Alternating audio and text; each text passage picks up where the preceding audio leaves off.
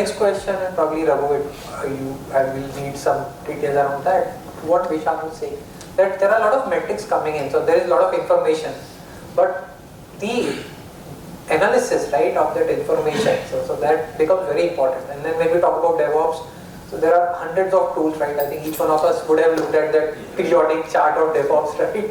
So many tools. So how important it is to get data from these tools, but how do we use that data, right? How important it is to create a single dashboard where you can get something, get some intelligent insights. Sure. So, and like you mentioned, the tools, the plethora of tools is such a big thing that there is no one standard set of things which one organization can employ.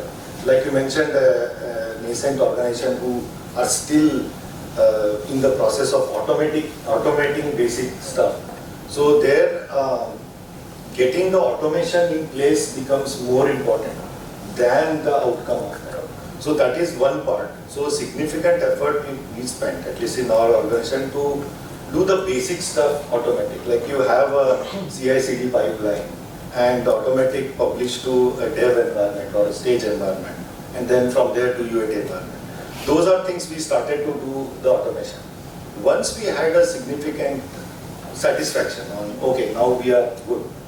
From there we started to build email metrics. So we have not built any kind of dashboard now, because the metrics which we want are like 2 or 3. Exactly. Like very simple, what is the mean time to failure and mean time to recovery. Those are the only 2 things we want to track. That how many days have passed since a production incident occurred. That's the most important thing for me.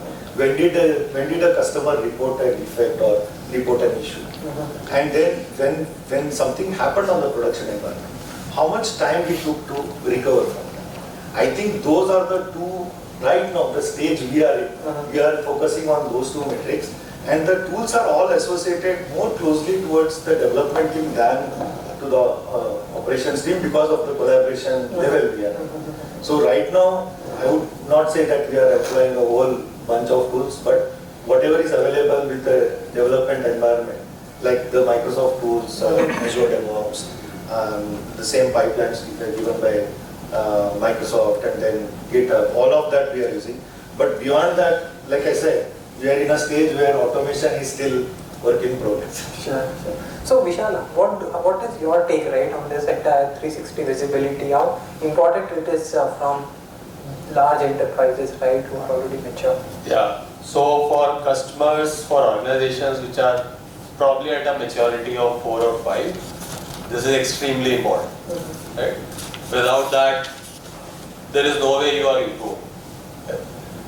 And a lot of times the problem is not the availability of this 360-degree view. Problem is again whether you have the skill to know how do you get this data to get this 360-degree. Right? I'll give you a very small example. So a lot of people in this room would have used Jira. Okay? Very strong tool capability. One of the customers we were talking to, we presented them our sandbox environment when we were talking to have a discussion on test automation. And we said Jira allows you the ability to see your project plan, see your entire development cycle, how many branches are in progress, how many pull requests have been done, which pull requests are in open, and also sees you a traceability of how many defects have been raised, how many test cases have passed and failed. Everything just within Jira. And customers said, wow, we have been using Jira for last 8 years and we never knew these capabilities.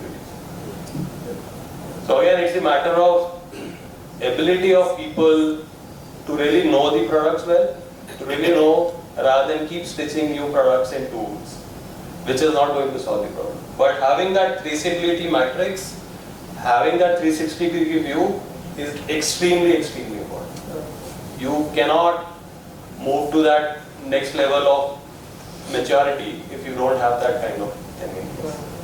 Makes sense. And I think, yeah, nobody could undermine that. That is very important. Extremely important. Depending on your tool chain, it could come from a single tool or it could come from a different tool. Now, so one of the things which is also spoken about is that if you have DevSecOps, you still do not know where the wastes are, right? So you have a lot of processes integrated, but you don't know where my problems are. And another term used in the industry is called value stream management. Right?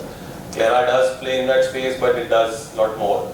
Value stream management concept came from that angle only, that we have implemented DevSecOps, everything is automated, we still have problems.